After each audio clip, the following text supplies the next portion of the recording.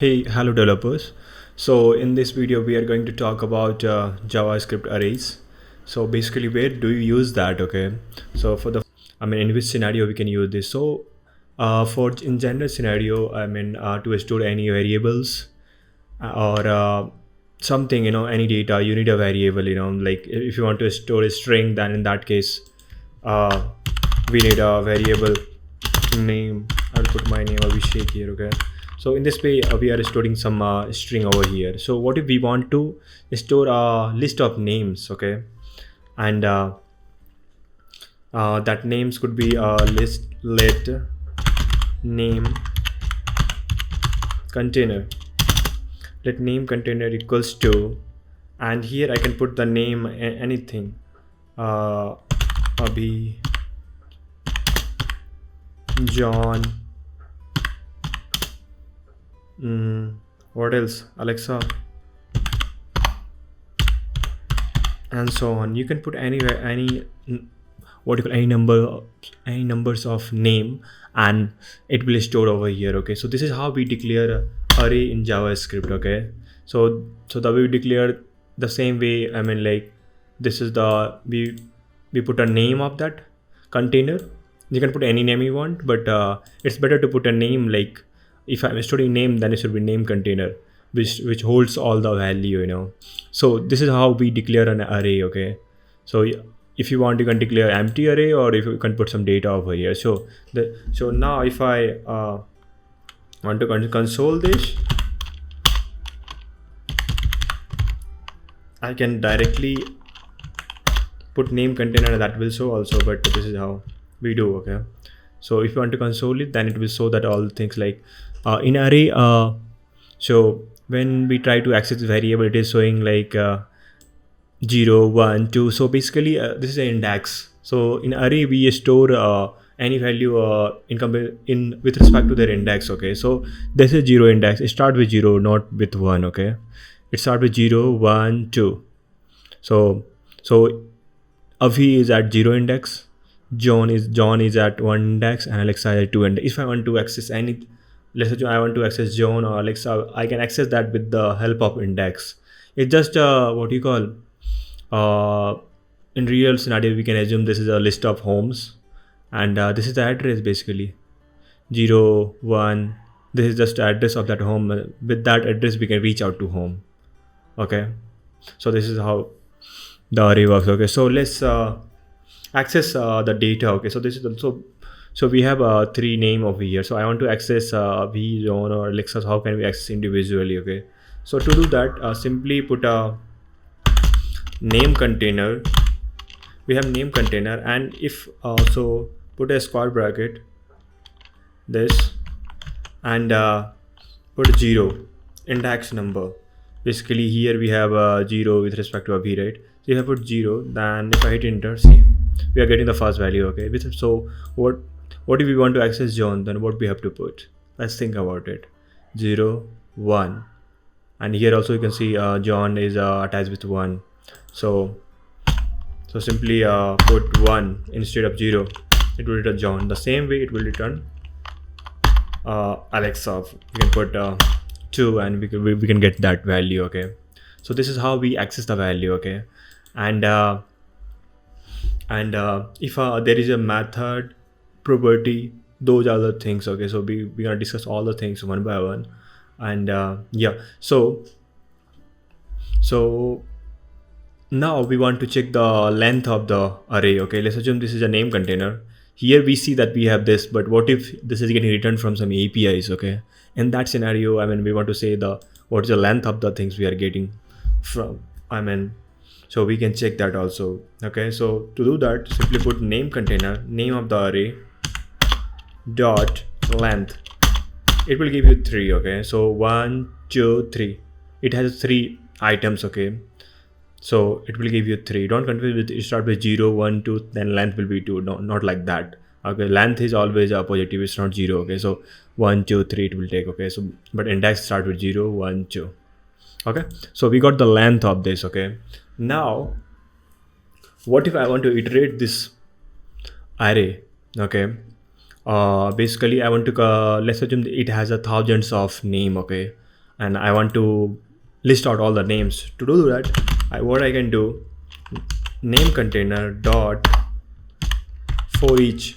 For each is a again, with in array we have this for each thing. Basically on top of array we can iterate it. Okay, so it when we do for each, okay, so it will return a callback like this, and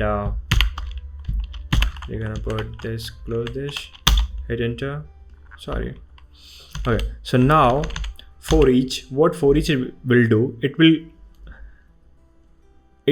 iterate through each item. Okay, so every time, let's assume it start with a v. Okay, so we can put a random name here, item, and okay, and now I want to console this item every time this array get iterated. Okay, console.log the item. Here I've given item, you can put anything you want. Okay, which makes sense. Okay, so now see this, we got Avi, John, and Alexa, right? So this is how we iterate it basically. So if I want to see all the value, I can iterate it. Okay, so if I want to see more details, you can also attach index. Okay, item comma index I, and now I want to see at which index this value is. Okay, I plus, I can add some space over here. Yeah, now it's fine, I think. Okay, now let's see this. Okay, now we can see that we have index also, right? At 0 index Avi is there, at 1 index John, and Alexa at second index. Okay, so this is how we iterate the array. Okay, so now there are methods also, basically if I want to add a element to the array at the end of the array, let's assume a new container is there, name container is there. I want to add some other name. Okay, so to do that, just take the name of the array, name container dot push. What it will do, it will push an element at the end of the array. Okay, so I want to push a name, some other name, Syam or something like that. Okay, any name we can push, and I'm pushing one name, and let's see the final array. Okay, so when I push, it returns 4. Okay, and basically 4 is nothing but it returns length, so we don't need to worry about that. Now we want to check what is inside name container, because we have pushed one item, right, one name. So see, this is here, right, Sham. So this is how we can push the element to the array. Okay, now I want to remove the last element. Okay, name, whatever thing I put it, I want to remove that. So to do that, you can use a pop property, push to push an element, and pop, it will remove the last element. Okay, let's see this. So it removed the name and it keeps a Sham. Okay, so if I want to check the name container again, and that Sham shouldn't be there. See, it has only 3 values because we have removed this using pop method. Okay, so this is how array works. Okay, and there are other methods also. Okay, so maybe if you want to go through all the methods, all the property we have, because I've shown you a couple of push and pop, and there are other method also, which can help you, so to if you want to check more about this you can go to Google JavaScript array, you can type, and it will show you let's go to MDN WP Mozilla. This guy has a good so here you can see, right, and they have given a good definition. The JavaScript array class is global object that is used in the construction of array, which are high level, it's like object. Okay, so this is high level definition, don't worry about that. But yeah, this is how we declared, the way it declared. It has a 2 element, started with apple and banana, and we can see this property, length property. You can see the length of this. If I want to access the element, then we can access it, and We can loop it. This also we have seen, right, how we can loop the array. And end of array, push, pop. And this I haven't shown you. This, what this does, remove an item from the beginning of an array. So pop, what it does, it removes the item from last, and when we do shift, it will remove the item from first. So let's check that. Okay, so I want to do something like this. Name container, where is that? Yeah, and I want to do shift on top of this. Let's see what will happen. Okay, basically it should remove a v from the array.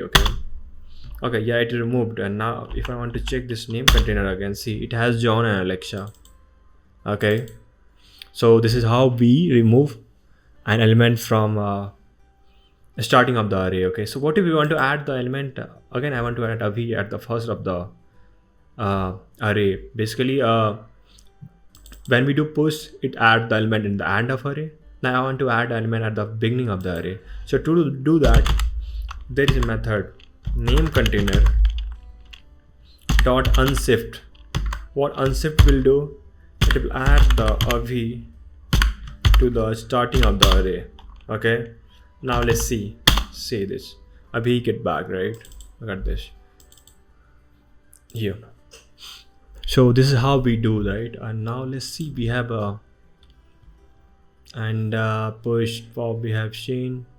Okay, now item by index. Okay, so if you want to remove any items, okay, and there is a, let's assume we have a 3 thing, right? I mean, here in the array we have 3 elements. I want to remove these 2 elements, Avi and John. I don't want to remove Alexa.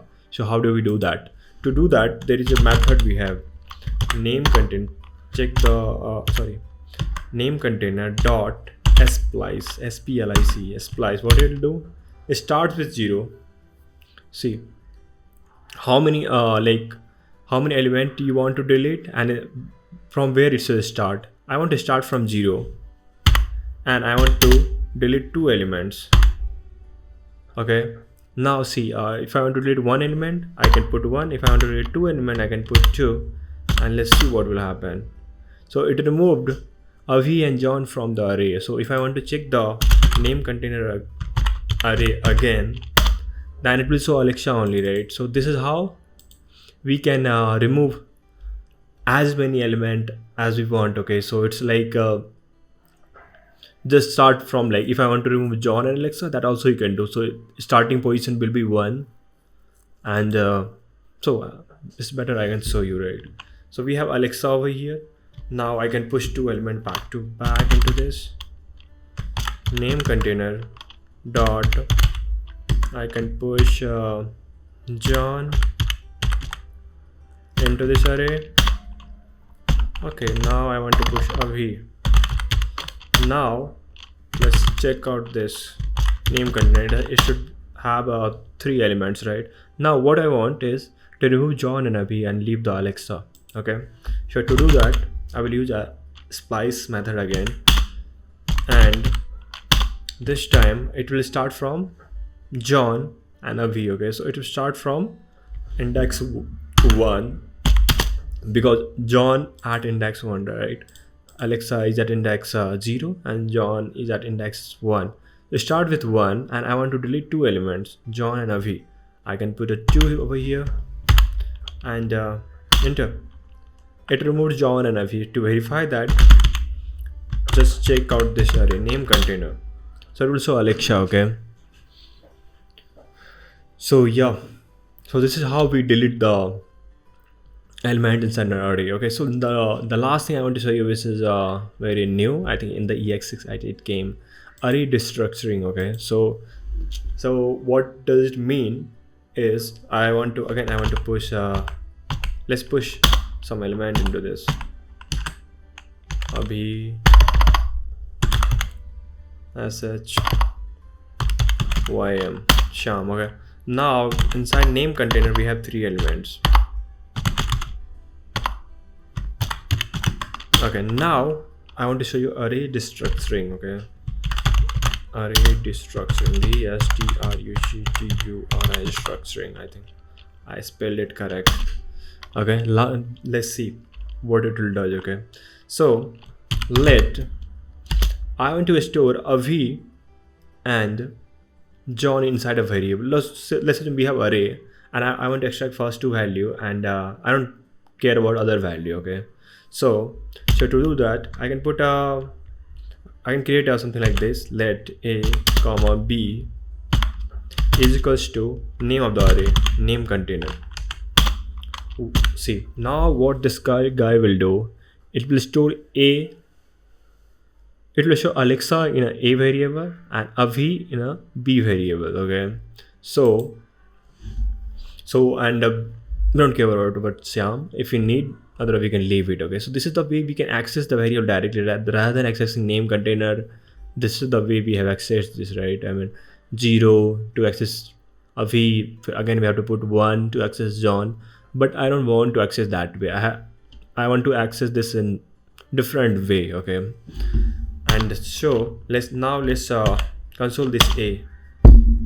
Now see, A has Alexa and B has Avi. Okay, so this is what we wanted, right? So this is the way we can extract the value basically out of the array, and it will show the and it's a quick, directly you can get first two value if you want, and it will map to the, you can put any variable name here. It's just like declare a variable. Okay, you can put any, instead of A you can put anything, it just makes sense, and you can do that. Okay, so this is all about JavaScript array. Okay, hope you got something out of it, and if you practice once, and it will get more clear. Okay, so hope to see you in the next video. Okay, thanks for watching.